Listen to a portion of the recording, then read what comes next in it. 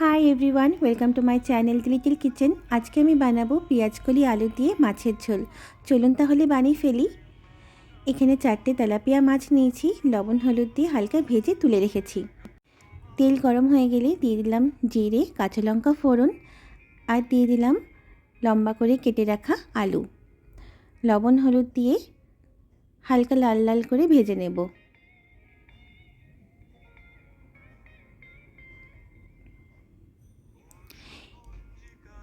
এবার দিয়ে দেব আদা আর জিরে বাটার পেস্ট। এই মশলাটা আমি খুব বেশি কষাবো না, কয়েক সেকেন্ড নাড়াচাড়া করে নেব আলুর সাথে।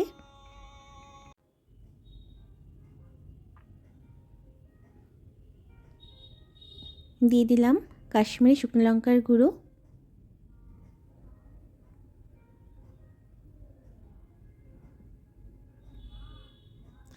এবার আমি দিয়ে দেব পেঁয়াজকলি।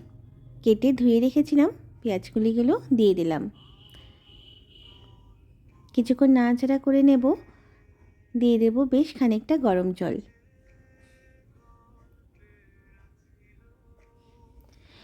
পাশে একটা কড়াইতে তেল গরম করে ছোট সাইজের ডালবড়িগুলো আমি ভেজে নেব।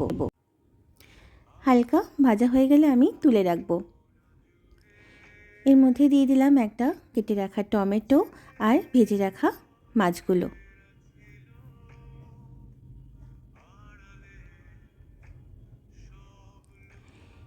এবার অ্যাড করব পরিমাণ মতন লবণ। এবার আমি ঢেকে রাখবো যাতে ভালোভাবে সব কিছু কুক হয়ে যায়। ঢাকনা খুলে আমি ভেজে রাখা বড়িগুলো দিয়ে দিলাম। আর কিছুক্ষণ নাড়াচাড়া করে আমি নামিয়ে নেব।